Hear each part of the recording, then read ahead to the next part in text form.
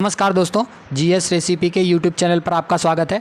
आज हम मध्यकालीन भारत के कुछ प्रांतों के बारे में डिस्कस करेंगे, जैसे जौनपुर के बारे में, बंगाल के बारे में, गुजरात के बारे में, कश्मीर के बारे में, मालवा के बारे में, चित्तौड़ के बारे में, मारवाड़ के बारे में। ये कुछ ऐसे हैं जिनसे रिलेटेड कभी कभी क्वेश्चन जो है वह पूछ लिए जाते हैं। तो इस वाली वीडियो में जो अदर प्रांतीय राजवंश है उनसे संबंधित जितने भी प्रीवियस ईयर में क्वेश्चन आए हुए हैं उन सब का जो डिस्कशन है वह एक ही वीडियो में आपको मिल जाएगा। तो पहले क्वेश्चन से शुरुआत करते हैं। पहला क्वेश्चन बोल रहा है कि निम्नलिखित में से कौन किन्नर था। कौन सा इसमें राजा जो था वह किन्नर था? वह था मलिक सरवर जो था वह एक किन्नर था। Option number C is the right answer. इसके बारे में महत्वपूर्ण तथ्य जान लीजिए। महत्वपूर्ण तथ्य यह है कि मलिक सरवर जो है वह फिरोज़ तुगलक के पुत्र सुल्तान महमूद का, किसका? सुल्तान महमूद का दास था। कौन था? दास था, जो अपनी योग्यता से 1389 मतलब 1389 ईस्वी में वजीर बना था। और सुल्तान महमूद ने उसे मलिक उस सर्क, आप उपाधि जो है इसकी नोट कर लीजिएगा। उपाधि का नाम क्या है? उपाधि का नाम है मलिक उस सर्क। जो इसका राजा था इसने इसको जो है यह उपाधि प्रदान करी थी। और 1394 ईस्वी में उसे दोआब के विद्रोह को दबाने के लिए उसे भेजा गया। उसने उस विद्रोह को नहीं दबाया, लेकिन किया क्या, इसने अलीगढ़ से लेकर बिहार में तिरहुत तक संपूर्ण प्रदेश पर अपना अधिकार कर लिया। और लगभग 1399 में इसकी मृत्यु हो गई थी। उसके पद के कारण उसका जो वंश है वह सरकी वंश के नाम से विख्यात हुआ।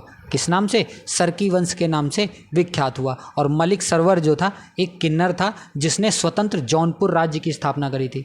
किसकी? स्वतंत्र जौनपुर राज्य की जो है इसने स्थापना करी थी। तो इस क्वेश्चन का जो सही जवाब है वह क्या है? वह है option number C is the right answer.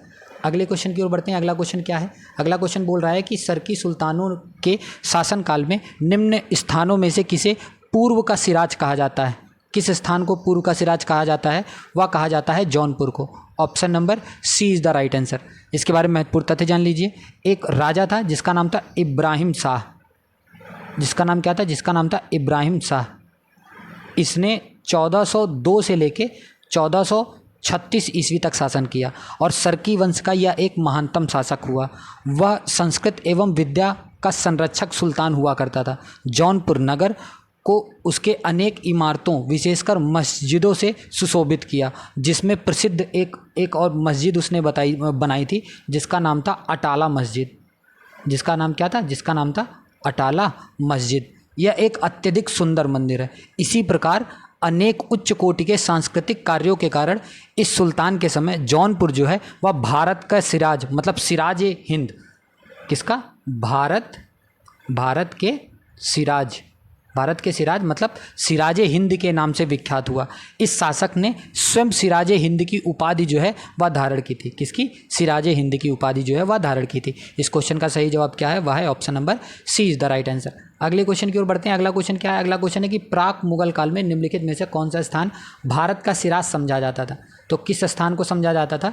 वह स्थान को समझा जाता था जौनपुर को। Option number C is the right answer. अगले क्वेश्चन की ओर बढ़ते हैं। अगला क्वेश्चन क्या है? अगला क्वेश्चन है कि मुगल काल में किस जिले को सिराज हिंद के नाम से जाना जाता था? तो मैंने बताया था किसको जाना जाता था? जौनपुर को जाना जाता था। Option number D is the right answer. अगले क्वेश्चन की ओर बढ़ते हैं। अगला क्वेश्चन है कि जौनपुर राज्य का अंतिम शासक जो है वह कौन था? जौनपुर राज्य का जो अंतिम शासक था वह हुसैन शाह था। ऑप्शन नंबर बी जो है इसका सही जवाब है। 1359 में फिरोज़ तुगलक ने अपने भाई मोहम्मद बिन तुगलक मतलब जूना खां की स्मृति में जौनपुर नगर की स्थापना करी थी। किसने? फिरोज शाह तुगलक ने, जो बाद में सरकी साम्राज्य की राजधानी भी बना था। और सरकी साम्राज्य की जो स्थापना है वह फिरोज तुगलक के एक तरीके से किन्नर था जिसका नाम था ख्वाजा सरा, जिसका नाम था मलिक सरवर ने की थी। और जौनपुर का अंतिम शासक जो था जिसका नाम था हुसैन शाह सरकी। जिसका क्या नाम था? जिसका नाम था हुसैन शाह सरकी, जिसे सुल्तान जो है बहलोल लोदी ने पराजित करके जौनपुर पर अधिकार कर लिया था। तो इस क्वेश्चन का जो सही जवाब है वह है option number B is the right answer. अगले क्वेश्चन की ओर बढ़ते हैं। अगला क्वेश्चन क्या है? अगला क्वेश्चन है कि जौनपुर की अटाला मस्जिद का जो निर्माण है वह किसने करवाया था? जौनपुर की जो अटाला मस्जिद है उसका निर्माण करवाया था इब्राहिम शाह ने। Option number B is the right answer. इस मस्जिद का जो निर्माण है प्रसिद्ध सरकी सुल्तान जो था जिसका नाम था इब्राहिम शाह, उसने करवाया था। कब करवाया था? उसने 1408 ईस्वी में करवाया था। और मस्जिद की सबसे प्रमुख विशेषता इसके अग्रभाग में उठा हुआ प्रार्थना कक्ष है। इसमें मीनारें नहीं हैं जो सामान्य रूप से मस्जिदों में होती थी। तो इस क्वेश्चन का जो सही जवाब है वह क्या है? वह है option number B is the right answer. अगले क्वेश्चन की ओर बढ़ते हैं। अगला क्वेश्चन क्या है? अगला क्वेश्चन है कि गुजरात की स्वतंत्र सत्ता स्थापित करने वाला कौन था? गुजरात की स्वतंत्र सत्ता स्थापित करने वाला था Zafar Khan. Option number A is the right answer. 1391 ईस्वी में क्या हुआ? 1391 ईस्वी में मोहम्मद शाह तुगलक ने जफर खां को, किसको? जफर खां को गुजरात का सूबेदार नियुक्त किया। ठीक है। उसने तैमूर के आक्रमण के पश्चात उत्पन्न हुई दिल्ली सल्तनत की दुर्बलता का लाभ उठाकर अपने को स्वतंत्र शासक बना लिया। यहाँ तक कि जब सुल्तान मोहम्मद तुगलक गुजरात में शरण प्राप्त करने के लिए गया तब उसका यथोचित सत्कार भी नहीं किया गया और जफर खां को उसके पुत्र ताता रखा ने कुछ समय के लिए कारागार में डाल दिया था। परंतु शीघ्र ही उसके चाचा कौन थे, जिसका नाम था शम्स खां, क्या नाम था? शम्स खां ने उसे जहर देकर मार डाला और जफर खां को मुक्त करा लिया। उसके पश्चात लगभग 1407 ईस्वी में जफर खां ने अपने को सुल्तान मुजफ्फर शाह के नाम से सुल्तान घोषित कर दिया। तो इस क्वेश्चन का जो सही जवाब था वह क्या था? वह था option number A is the right answer. अगले क्वेश्चन की ओर बढ़ते हैं। अगला क्वेश्चन क्या है? अगला क्वेश्चन है कि कश्मीर का अकबर नाम से प्रसिद्ध जो सुल्तान है वह कौन था? वह था Sultan Zainul Abidin. Option number D is the right answer. महत्वपूर्ण तथ्य जान लीजिए कि सुल्तान जैनुल अबिदीन जो था यह 1420 से 1470 ईस्वी तक इसने शासन किया था और कश्मीर का एक सुप्रसिद्ध शासक बना। सभी धर्मों के प्रति सहिष्णुता तथा अपने अच्छे कार्यों के कारण उसे कश्मीर का अकबर जो है वह कहा जाता था। उसने जजिया कर को भी हटा दिया था तथा गोवध पर भी इसने निषेध कर दिया था। अनेक हिंदुओं को उच्च पद पर इसने आसीन किया। वह जो है यह एक विज्ञान, फारसी, कश्मीरी, संस्कृत तथा तिब्बती भाषाएं जो हैं यह भली भांति से जानता था। तो इस क्वेश्चन का जो सही जवाब है वह है option number D is the right answer. और यह क्वेश्चन जो है काफ़ी इंपॉर्टेंट है, आप याद रखिएगा। ठीक है। इस क्वेश्चन का सही जवाब है option number D is the right answer. अगले क्वेश्चन की ओर बढ़ते हैं। अगला क्वेश्चन क्या है? अगला क्वेश्चन है कि कश्मीर का शासक जो कश्मीर का अकबर के नाम से जाना जाता है वह कौन था? वह था Zainul Abidin. Option number D is the right answer. अगले क्वेश्चन की ओर बढ़ते हैं। अगला क्वेश्चन क्या है कि अकबर के पूर्ववर्ती किस मध्यकालीन भारतीय शासक का उल्लेख कश्मीर के अकबर के रूप में किया गया था? किसका उल्लेख किया गया था? वह उल्लेख किया गया था जैनुल अबिदीन का। Option number C is the right answer. अगले क्वेश्चन की ओर बढ़ते हैं। अगला क्वेश्चन क्या है? निम्नलिखित शासकों में से किसने सर्वप्रथम जजिया कर मतलब गैर मुस्लिमों पर लगाए जाने वाले कर को इसने समाप्त किया था? तो किसने समाप्त किया था? यह समाप्त किया था जैनुल अबिदीन ने। Option number A is the right answer. महत्वपूर्ण तथ्य जान लीजिए इसके बारे में कि कश्मीर के शासक जो थे जिसका नाम था जैनुल अबिदीन ने सर्वप्रथम जजिया कर को जो है इसने समाप्त कर दिया था। धार्मिक दृष्टि से वह एक सहिष्णु शासक माना जाता है। उसकी धार्मिक उदारता के कारण बहुत से इतिहासकार उसे कश्मीर का अकबर के नाम से बुलाते थे और अलाउद्दीन खिलजी की भांति उसे भी कश्मीर के मूल्य नियंत्रण पर लागू किया, जिसके कारण उसे कश्मीर का अलाउद्दीन भी बुलाया जाता है। क्या बुलाया जाता है? कश्मीर का अलाउद्दीन भी बुलाया जाता है। तो इस क्वेश्चन का जो सही जवाब है वह क्या है? वह है option number A is the right answer. अगले क्वेश्चन की ओर बढ़ते हैं। अगला क्वेश्चन क्या है? अगला क्वेश्चन है कि जजिया कर समाप्त करने वाला पहला शासक कौन था? तो जजिया कर समाप्त करने वाला जो पहला शासक कौन था? तो मैंने बताया था वह जैनुल अबिदीन था। Option number A is the right answer. अगले क्वेश्चन की ओर बढ़ते हैं। अगला क्वेश्चन क्या है? अगला क्वेश्चन है कि जोनराज ने अपनी राज तरंगड़ी में कल्हड़ के विवरण को कहाँ तक आगे बढ़ाया था? तो यह जो है इसने जो आगे बढ़ाया था वह बढ़ाया था सुल्तान जैनुल अबिदीन के शासनकाल तक। Option number C is the right answer. Shahi Khan जो है वह जून 1420 में जैनुल अबिदीन के नाम से सिंहासन पर बैठा था, जो कश्मीर का एक महानतम सुल्तान बना था। अपनी उदारता एवं दयालुता के कारण उसे कश्मीर का अकबर कहा जाता था। उसके दरबार में जोन राज ने महाभारत तथा राज तरंगड़ी का फारसी में अनुवाद भी किया था तथा राज तरंगड़ी की ऐतिहासिक परंपरा को जैनुल अबिदीन के शासनकाल तक जोड़ा था। तो इस क्वेश्चन का जो सही जवाब है वह है option number C is the right answer. अगले क्वेश्चन की ओर बढ़ते हैं। अगला क्वेश्चन क्या है? अगला क्वेश्चन है कि जैनुल अबिदीन जिसे गौ हत्या प्रतिबंधित कर दी कहाँ का शासक था? तो मैंने बताया था या कहाँ का शासक था, या कश्मीर का शासक था। Option number C is the right answer. अगले क्वेश्चन की ओर बढ़ते हैं। अगला क्वेश्चन क्या है? अगला क्वेश्चन है कि निम्नलिखित कथनों पर विचार कीजिए। पहला कथन है किसके बारे में? जैन उल अबिदीन द्वारा पूरी की गई कश्मीर की जामा मस्जिद की प्रभावकारी विशेषता में शामिल कौन सा नहीं था? कौन सा शामिल है? ठीक है, तो इसमें बुर्ज भी शामिल है, इसमें बौद्ध पगोड़ाओं से समानता भी शामिल है, इसमें फ़ारसी शैली भी शामिल है। तो ऑप्शन नंबर बी जो है इसका सही जवाब हो जाएगा। अगले क्वेश्चन की ओर बढ़ते हैं। अगला क्वेश्चन क्या है? अगला क्वेश्चन है कि निम्नलिखित में से किसने कश्मीर में अपने अभियांत्रिक क्रियाकलापों से वितास्ता के मार्ग को नियंत्रित किया था? तो यह किसने किया था? यह सुय्य ने किया था। Option number D is the right answer. कौन सा वंश था? उत्पल वंश था। उत्पल वंश के संस्थापक अवंती वर्मा के सचिव कौन थे? जो सचिव थे वह सुय्य थे, ये थे सुय्य थे।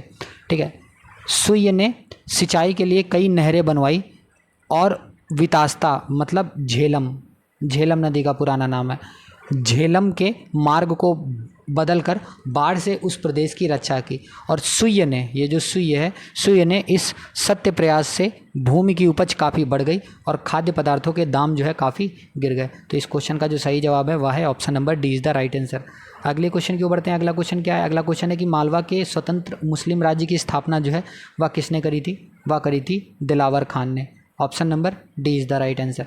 अगले क्वेश्चन की ओर बढ़ते हैं। अगला क्वेश्चन क्या है? अगला क्वेश्चन है कि चित्तौड़ का कीर्ति स्तंभ, जिसे हिंदू देवशास्त्र का चित्रकोश कहा गया है, किसके द्वारा निर्मित किया गया था? या जो निर्मित किया गया था या राणा कुंभा के द्वारा निर्मित किया गया था। Option number B is the right answer. Chittor के कीर्ति स्तंभ का जो निर्माण है वह मेवाड़ के एक शासक थे। कौन? मेवाड़ के शासक थे जिनका नाम था राणा कुंभा। इनके द्वारा मालवा विजय की स्मृति में लगभग 1448 ईस्वी में कराया गया था। इस स्तंभ को हिंदू देवशास्त्र का चित्रित कोश भी कहा जाता है। इसी के समय मंडन नामक व्यक्ति जो है प्रमुख वास्तुकार एवं शिल्पी था, जिसके संरक्षण में कुंभलगढ़ दुर्ग का निर्माण किया गया था। तो इस क्वेश्चन का जो सही जवाब है वह है option number B is the right answer. अगले क्वेश्चन की ओर बढ़ते हैं। अगला क्वेश्चन क्या है? अगला क्वेश्चन है कि सुप्रसिद्ध वास्तुविद सूत्रधार मंडन को किस शासक का संरक्षण प्राप्त था? तो इसको जो संरक्षण प्राप्त था वह राणा कुंभा से प्राप्त था। Option number C is the right answer. अगले क्वेश्चन की ओर बढ़ते हैं। अगला क्वेश्चन है राणा सांगा संबंधित है। राणा सांगा किससे संबंधित है? राणा सांगा मेवाड़ से संबंधित है। Option number D is the right answer. Rana Sanga जो है वो मेवाड़ से संबंधित है। वह रायमल का पुत्र था। किसका? रायमल राजा थे, यह रायमल का पुत्र था। और उसका वास्तविक जो नाम था वह वास्तविक नाम क्या था? वास्तविक नाम इसका संग्राम सिंह था। इसके शासनकाल में मेवाड़ का गौरव अपने चरमोत्कर्ष पर पहुंच गया और लगभग 1527 ईस्वी में मुगल शासक बाबर ने खानवा के युद्ध में, कौन से युद्ध में? खानवा के युद्ध में राणा सांगा को पराजित किया। और खानवा में अपनी पराजय के बाद उसने रणथंभौर में अपना मुख्यालय स्थापित किया और 1528 में एक षड्यंत्रकारी ने जहर देकर उनकी हत्या कर दी। तो इस क्वेश्चन का जो सही जवाब है वह है option number D is the right answer. अगले क्वेश्चन की ओर बढ़ते हैं। अगला क्वेश्चन बोल रहा है कि इनमें से कौन सा सही सुमेलित नहीं है? तो ऑप्शन नंबर डी जो है यह सही सुमेलित नहीं है। Option number D is the right answer. तो एक काम करिए, आप एक मैं चार्ट बना दे रहा हूँ, आप उसको बना लीजिएगा। एक तरफ लिखिएगा आप राज्य, फिर लाइन खींचिए, दूसरी तरफ लिखिएगा वंश, फिर लाइन खींचिए, तीसरी तरफ लिखिएगा संस्थापक, और फिर लाइन कीजिए और सबसे लास्ट में लिखिएगा कि स्थापना वर्ष कौन सा है। ठीक है, और मैं बोलता जाऊँगा, आप नोट डाउन करते चले जाइएगा।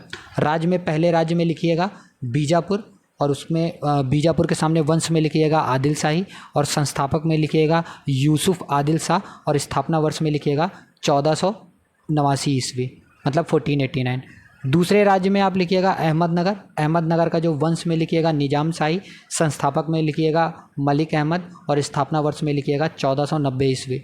तीसरे नंबर पे आप लिखिए गोलकुंडा राज्य, गोलकुंडा राज्य के वंश में लिखिएगा कुतुब शाही, उसके संस्थापक में लिखिएगा कुली कुतुब शाह, और उसका वर्ष लिखिएगा 1512 से 1518 ईस्वी तक। चौथे नंबर पे आप राज्य लिखिएगा बरार राज्य, उसका वंश लिखिएगा इमाद शाही, और उसके संस्थापक में लिखिएगा फ़तेह उल्लाद इमाद, और उसकी स्थापना वर्ष में लिखिएगा 1490 ईस्वी। और लास्ट पाँचवें राज्य में लिखिएगा बीदर, उसके वंश में लिखिएगा बरीद शाही, उसके संस्थापक में लिखिएगा अमीर अली बरीद, और उसकी स्थापना वर्ष में लिखिएगा 1527 ईस्वी। तो इस क्वेश्चन का जो सही जवाब है वह क्या था? वह था option number D is the right answer. अगले क्वेश्चन की ओर बढ़ते हैं। अगला क्वेश्चन क्या है? सही मिलान करना है। राजवंश और उसकी राजधानी है। पल्लव की राजधानी क्या थी? पल्लव की राजधानी कांची थी। पांड्य की राजधानी मदुरा थी। यादव की राजधानी देवगिरी थी। और काकती की राजधानी वारंगल थी। तो इसका सही जवाब क्या हो जाएगा? बी इसका सही जवाब हो जाएगा। Option number B is the right answer.